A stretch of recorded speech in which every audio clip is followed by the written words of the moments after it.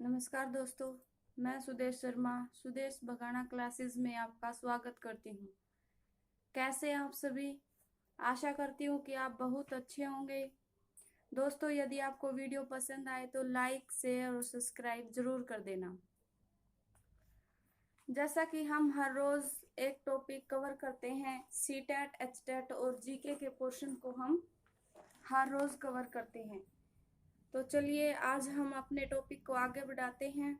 हमारा टॉपिक चल रहा था नगर व्यापारी और शिल्पीजन। इनमें हम भिन्न भिन्न स्थानों के विषय में पढ़ रहे थे। लास्ट टाइम हमने पढ़ा था हम्पी के विषय में। तो 1565 में है ना, दक्कनी सुल्तानों गोलकुंडा, बीजापुर, अहमदनगर, बरार और बीदर के शासकों के हाथों में विजयनगर की पराजय के बाद हम्पी का विनाश हो गया। यानी कि विजयनगर पर इनका क्या हो गया, इनकी पराजय हो गई और फिर जो वो हम्पी शहर है उसका विनाश हो गया। फिर उसके बाद है ना, कौन सा शहर आया जो कि एक वाणिज्यिक नगर बना और बहुत ही यानी कि बहुत ही जगमगाता शहर बन गया। वो शहर बन गया सूरत। सूरत को है ना पश्चिम का प्रवेश द्वार भी कहा जाता है। चलिए हम इसके विषय में भी जान लेते हैं कि इसको पश्चिम का प्रवेश द्वार क्यों कहा जाता है। जो सूरत है ना, मुगल काल के केबे यानी कि मुगल काल में जिस नाम को केबे कहा जाता था और आज उसको खंबात कहा जाता है, अहमदाबाद गुजरात में पश्चिम व्यापार का केंद्र बन गया। यानी कि गुजरात का जो अहमदाबाद है ना, वो पश्चिम व्यापार का केंद्र बन गया। सूरत ओरमुज की खाड़ी से होकर पश्चिम एशिया के साथ व्यापार करने के लिए प्रमुख द्वार था। यानी कि ओरमुज की खाड़ी से होकर पश्चिम एशिया के साथ व्यापार होता था सूरत में। और इसे मक्का का प्रस्थान द्वार भी कहा जाता है। क्यों कहा जाता है मक्का का प्रस्थान द्वार? देखो, पीछे वाली वीडियो में मैंने बताया है मक्का के विषय में कि मक्का क्या है कि जहां पर मुसलमान जिस तरफ मुंह करके अपनी वो पढ़ते हैं ना नमाज, उसको बोलते हैं मक्का। ठीक है, मक्का की तरफ मुंह करके पढ़ते हैं तो वो उनका धार्मिक स्थान है मुसलमानों का। और इसको मक्का का प्रवेश द्वार इसलिए कहा जाता है क्योंकि हज यात्री जो जहाज है ना, जो हज की यात्रा के लिए जो जहाज जाते हैं वो यहीं से रवाना होते हैं। इसलिए इसे क्या कहा जाता है?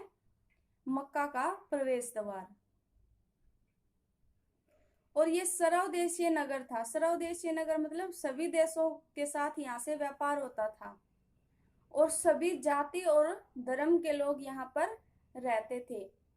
17वीं शताब्दी में वहां पुर्तगालियों, डचों और अंग्रेजों के कारण अंग्रेजों के बहुत सारे कारखाने और माल गोदाम थे। किस किस के थे? पुर्तगालियों के, डचों के और अंग्रेजों के। यहाँ पर बहुत सारे कारखाने और माल गोदाम थे। कारखाने क्या होते हैं? जैसे कि जिसमें कार्य होता है, जैसे कि कोई उत्पादन का कार्य होता है, जैसे कपड़ा बुनना या फिर लोह इत्यादि के। ज्यादातर यहाँ पर कपड़े के कारखाने थे। ठीक है। और माल गोदाम जहाँ पर माल का स्टॉक किया जाता है। अंग्रेज इतिहासकार ओविंगटन, कौन है? ओविंगटन ने 1689 में सूरत बंदरगाह का वर्णन करते हुए लिखा है कि किसी भी वक्त यानी कि किसी भी समय पर भिन्न भिन्न देशों के औसतन 100 जहाज इस बंदरगाह पर लंगर डाले खड़े रहते थे। यानी कि 100 से अधिक जहाज इस बंदरगाह पर लंगर डाले हुए मिल सकते थे। ये बात किसने कही है? अंग्रेज इतिहासकार ओविंगटन। वीडियो को लाइक जरूर कर देना। आप वीडियो को देख लेते हैं, लाइक नहीं करते, और वीडियो को लाइक करना ही मेरा मोटिवेशन है, इसलिए आप वीडियो को लाइक जरूर करना। यहाँ ना कई दुकानें सूती कपड़ा, थोक और फुटकर कीमतों पर बेचती थी। यानी कि यहाँ पर ज्यादातर क्या होता है? सूती कपड़े का उत्पादन ज्यादा होता था और अब भी होता है। यहाँ वस्त्र है ना सुनहरे गोटा किनारियों यानी कि गोटा किनारे क्या होते हैं? जरी के लिए बहुत ही प्रसिद्ध थे, जिसके लिए पश्चिम एशिया, अफ्रीका और यूरोप में बाजार उपलब्ध थे। यानी कि इस यहाँ पर जो कपड़ा उत्पादित होता था उसके लिए है ना पश्चिम एशिया, अफ्रीका और यूरोप के बाजार उपलब्ध थे, यानी कि यहाँ का बनाया हुआ कपड़ा वहां पर बेचा जाता था। यहाँ पर विश्राम गृह भी थे। विश्राम गृह जैसे कि व्यापारी हैं और वो विश्राम करने के लिए रुकेंगे, तो यहाँ पर विश्राम गृह भी थे।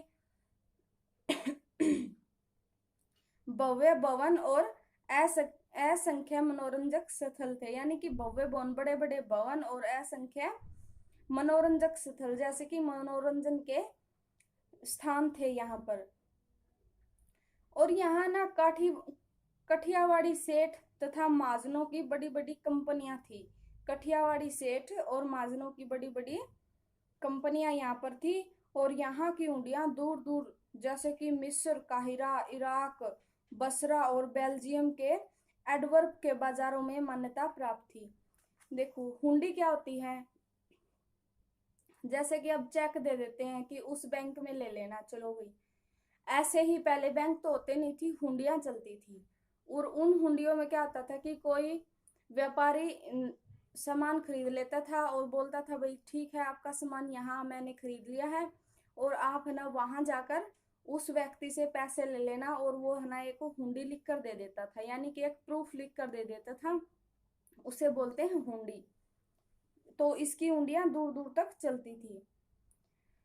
किंतु 17वीं शताब्दी के अंत में सूरत का भी अधःपतन शुरू हो गया। अधःपतन क्या होता है, यानी कि गिरना शुरू हो गया। इसके कारण क्या थे, इसके कारण थे मुगलों का पतन, बाजार तथा उत्पादकता की हानि। उत्पादकता क्या होती है कि जैसे वस्तु का निर्माण करते हैं ना, उसकी हानि होना, यानी कि, और समुद्री मार्गों पर पुर्तगालियों का नियंत्रण, और मुंबई से प्रतिस्पर्धा, जहाँ की ये मुंबई से प्रतिस्पर्धा नहीं कर पाया और पुर्तगालियों का यहाँ नियंत्रण हो गया समुद्री मार्ग पर, इसलिए ये सूरत जो बंदरगाह है इसका भी पतन हो गया। और 1668 में अंग्रेजी ईस्ट इंडिया कंपनी अपना मुख्यालय स्थापित कर चुकी थी। ठीक है, और आज सूरत, यानी कि उस समय तो इसका पतन हो गया था, लेकिन आज है ना सूरत एक महत्वपूर्ण वाणिज्यिक केंद्र है, यानी कि उस समय तो पतन हो गया, लेकिन अब जो प्रेजेंट में है अब भी एक महत्वपूर्ण पतन है। फिर हम करेंगे मुसलीपट्टनम, यानी कि इसको मुसलीपट्टनम, मसूलीपट्टनम या मछलीपट्टनम भी कहा जाता है। ये एक बहुत ही जोखिम भरा दौर था और इसका नाम है ना मछलियों के ज्यादा उत्पादन के कारण पड़ा था। ये मछलीपट्टनम नगर है ना कृष्णा नदी के डेल्टा पर स्थित है। कहाँ पर स्थित है, कृष्णा नदी के डेल्टा पर। और 17वीं शताब्दी में यहाँ अनेक प्रकार की गतिविधियों का नगर रहा है, यानी कि 17वीं शताब्दी में यहाँ बहुत सारी गतिविधियां रही है। ओलैंड व इंग्लैंड दोनों देशों की ईस्ट इंडिया कंपनी ने यहाँ नियंत्रण करना चाहा। किस किसने चाहा, होलैंड व इंग्लैंड दोनों देशों की ईस्ट इंडिया कंपनी ने यहाँ पर नियंत्रण करना चाहा, क्योंकि तब यह आंध्र तट का सबसे महत्वपूर्ण पतन था। तो यहाँ ये कहाँ पर है मसूलीपट्टनम, क्या पता चला ये आंध्र प्रदेश में है, यानी कि तब यह आंध्र तट का सबसे महत्वपूर्ण पतन था। यहाँ का किला होलैंड वासियों ने बनवाया था, यानी कि जो यहाँ पर किला है ना मसूलीपट्टनम में, ये होलैंड वासियों ने बनवाया था। गोलकुंडा के कुतुबशाही शासकों ने कपड़ों, मसालों और अन्य चीजों पर शाही एकाधिकार लागू किया। तो देखो एकाधिकार क्या होता है, एक तो होता है मोनोपोली और एक होता है एलोपोली। ठीक है, यानी कि द्वैधाधिकार, एकाधिकार और ये होते हैं, यानी कि द्वैधाधिकार होता है दो लोगों का अधिकार और एकाधिकार होता है एक व्यक्ति का अधिकार।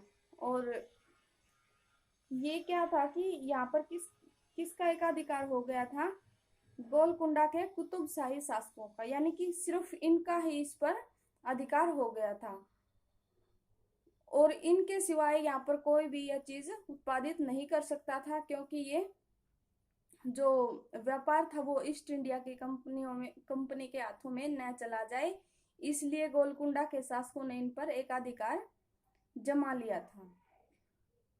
फिर एक मीर जमूला सूबेदार है, ये मीर जमूला, इसने क्या किया ये एक सौदागर था। इसने क्या किया, होलैंडवासी और अंग्रेजों को आपस में भिड़ाना शुरू कर दिया।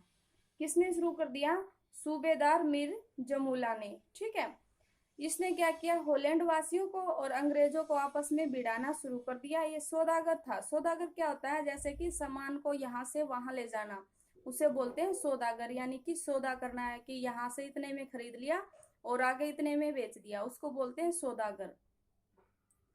और 1686-87 में मुगल बादशाह औरंगजेब ने गोलकुंडा को मुगल साम्राज्य में मिला लिया। कब मिला लिया, 1686-87 के दौरान मुगल बादशाह औरंगजेब ने गोलकुंडा को मुगल साम्राज्य में मिला लिया। तब कंपनी के व्यापारी मुंबई, कलकत्ता और मद्रास चले गए। भाई देखो, फिर ईस्ट इंडिया कंपनी और ये सब यहाँ से चले गए। होलैंड वासी ये कहाँ चले गए, फिर मुंबई, कलकत्ता और मद्रास। बाद में ये तीनों प्रेसिडेंसी बन गए थे। ठीक है,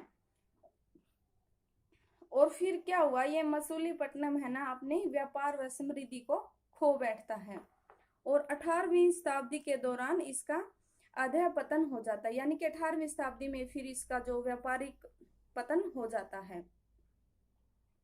और अब है ना, यानी कि उस समय पर ये एक जीर्ण शहरण शहर के सिवाय कुछ न रहा। यानी कि फिर यहाँ पर व्यापार नहीं हुआ। व्यापार का बढ़ावा कहाँ हो गया, मुंबई, कोलकाता और मद्रास में। देखो, दो व्यक्ति ऐसे थे जिन्होंने ईस्ट इंडिया कंपनी का विरोध किया था स्टार्टिंग में। वो कौन व्यक्ति थे, एक था मुल्ला अब्दुल गफूर और दूसरा था वीरजी वोरा। ये दो व्यक्ति ऐसे थे जिन्होंने स्टार्टिंग में ही ईस्ट इंडिया कंपनी का विरोध किया था। किसने, मुल्ला अब्दुल गफूर और वीरजी वोरा ने। फिर एक शब्द है ब्लैक टाउन्स। ब्लैक टाउन्स का क्या अर्थ होता है कि जहां पर बुनकर, कारीगर, सौदागर यूरोपीय कंपनियों द्वारा स्थानांतरित किए जाते थे। कि भाई यहाँ के बुनकर हैं, हमारी उस कंपनी में स्थानांतरित कर दिया। स्थानांतरित का मतलब होता है एक स्थान से दूसरे स्थान पर भेज देना, इसका अर्थ होता है स्थानांतरित।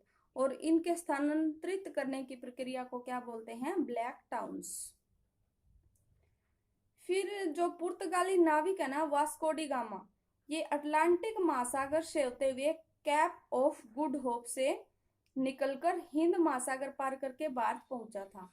देखो, एक क्वेश्चन है ना, ज्यादा फेमस रहता है कि भारत की खोज कब हुई, और हम लोग बताते हैं कि 1498 में। ये बहुत ही गलत है। गलत कैसे है, क्योंकि क्या उससे पहले भारत नहीं था, भारत तो था ना। तो इस क्वेश्चन को कैसे पूछा जाना चाहिए कि भारत के समुद्री मार्ग की खोज कब हुई, तो ये हुई थी 1498 में। लेकिन कई बार पूछते हैं कि कोई, जैसे दो व्यक्ति बैठे हैं तो पूछते हैं कि भाई बताओ भारत की खोज कब हुई, और हम फटाक से कहते हैं 1498 में। नहीं, ये गलत है। ये थी कि भारत के समुद्री रास्ते की खोज। उससे पहले ना विदेशों में भारत के समुद्री रास्ते का पता नहीं था, और ये किसने पता लगाया था, वास्को डी गामा ने। ठीक है, और ये समुद्री मार्ग से भारत पहुंचा था, और उसे यात्रा करने में ना 1 वर्ष से अधिक समय लग गया था। और वो 1498 में कालीकट जो बंदरगाह है वहां पर पहुंचा था, और 1 साल बाद फिर पुर्तगाल की राजधानी यानी कि लिस्बन वापस पहुंच गया था। यात्रा के दौरान है ना 4 जहाज में से इसके 2 जहाज ही सलामत रहे थे, यानी कि 2 नष्ट हो गए थे। भाई जो ये तूफान आती है ना, इनमें इनके जहाज नष्ट हो जाते हैं। और ये ना 170 व्यापारियों के साथ चला था पुर्तगाल से, और लास्ट में इसके कितने व्यापारी जीवित रहे थे, यानी कि 54 यात्री इसके जीवित रहे थे और बाकी के मर गए थे। उसके बाद है ना अंग्रेज, होलैंड वासी तथा फ्रांसीसी नाविकों ने उनका अनुकरण करना आरंभ कर दिया। देखो, उससे पहले आते तो थे लेकिन भूमिगत रास्ते से आते थे, लेकिन जो समुद्री मार्ग से आना तभी शुरू हुआ था 1498 के बाद। उसके बाद तो अंग्रेज, होलैंडवासी और फ्रांसीसी नाविक ये सब यहाँ पर आने लग गई। एक इटली वासी क्रिस्टोफर कोलंबस, यानी कि क्रिस्टोफर कोलंबस ने भारत पहुंचने के लिए अटलांटिक पार करने के बाद पश्चिम की ओर यात्रा की। उसने माना कि पृथ्वी गोल है और मैं भारत में ही पहुंच जाऊंगा, लेकिन वह 1492 में वेस्ट इंडीज के तट पर जा पहुंचा। कहाँ पर जा पहुंचा? वेस्ट इंडीज के तट पर, यानी कि वो भारत नहीं पहुंच सका। तो ये काम किसने किया? ये काम किया वास्को डी गामा ने 1498 में। इसका जो लास्ट पॉइंट है वो है कांसा, घंटा धातु और लुप्त लोम तकनीक, यानी कि ये है चोल कालीन, ये चोल वंश है ना, उस काल की ये तकनीक है। और इसमें क्या किया जाता है कि कांसा, इसमें लुप्त को लोम करके, यानी कि लुप्त, लोम मतलब होता समाप्त करके, या लोम होता है गायब करके, ठीक है, उसको मोम को गायब करके प्रतिमा बनाई जाती थी। चलिए देखते हैं कैसे बनती है ये प्रतिमा। देखो कांसा एक मिश्र धातु है। क्या है? मिश्र धातु। मिश्र धातु क्या होती है? एक से अधिक धातुओं के मेल से जो धातु बनती है उसे बोलते हैं मिश्र धातु। और जो तांबे और रागे, यानी कि तांबा और रागे को मिलाकर, रागे को टिन बोलते हैं, ठीक है, इनको मिलाने से बनता है कांसा। और घंटा धातु में रागे का अनुपात किसी भी अन्य किस्म के कांसे से अधिक होता है, यानी कि कांसे से अधिक रागे का अनुपात होता है घंटा धातु में। और ये घंटे जैसी ध्वनि उत्पन्न करती है, यानी कि इनके मिलने से जो ध्वनि उत्पन्न होती है ना, जैसे उनको फिर बजाते हैं तो फिर ये घंटे जैसी ध्वनि उत्पन्न करती है, इसलिए इसको घंटा धातु कहा गया है, ठीक है। और जो लुप्त मोम प्रतिमा तकनीक है, इसमें क्या किया जाता है कि एक मोम की मूर्ति बना ली जाती है, ठीक है, फिर उस पर क्या किया जाता है? मिट्टी की परत चढ़ा दी जाती है, ठीक। फिर मिट्टी को ना क्या किया जाता है? मिट्टी पक गई, जैसे सुखा दी, मिट्टी पक गई, फिर क्या किया जाता है? उस मिट्टी को गर्म कर दिया जाता है। गर्म करने के बाद वो मोम तो बाहर निकल आता है, उसमें एक छेद कर देते हैं, मिट्टी जो उसके ऊपर चढ़ाते हैं उसमें एक छेद कर देते हैं, और उस छेद से मिट्टी तो बाहर आ गई, और मोम बाहर आ गया और रह गई मिट्टी। और मिट्टी के अंदर फिर क्या करते हैं? ये जो तांबे और रागे का जो मिश्रण है ना, इसको पिघलाकर और जो वो छेद किया है ना उसके अंदर डाल देते हैं, ठीक है। उसके अंदर डाल दिया पिघलाया हुआ, फिर वो ठंडा हो जाएगा, और फिर क्या कर दिया जाएगा? मिट्टी को ऊपर से तोड़ दिया जाएगा।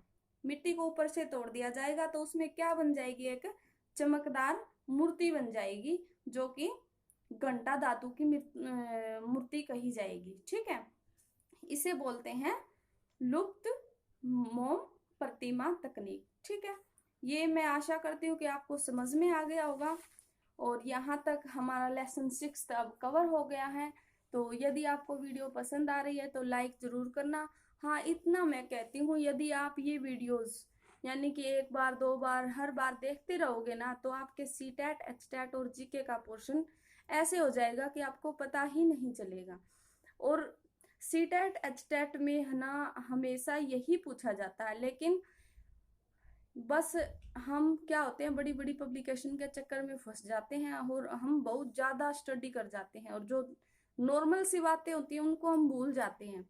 और पिछले एचटेट में ही मैंने देखा है कि बिल्कुल ही छोटी छोटी बातें पूछी गई हैं, लेकिन हम क्या करते हैं, उससे ज़्यादा पढ़ लेते हैं और बाद में सोचते हैं कि अरे ये तो बहुत आसान था, हम यही पढ़ लेते तो अच्छा होता। इसलिए आपको क्या करना है कि एनसीईआरटी की 6th से लेकर 8th की बुक ये आपको रीड करनी है। और यदि आपके पास इतना समय नहीं है तो जो मैंने शॉर्ट नोट्स बनाए हैं, इनके माध्यम से आप आपके सीटेट, एचटेट को कवर कर सकते हैं।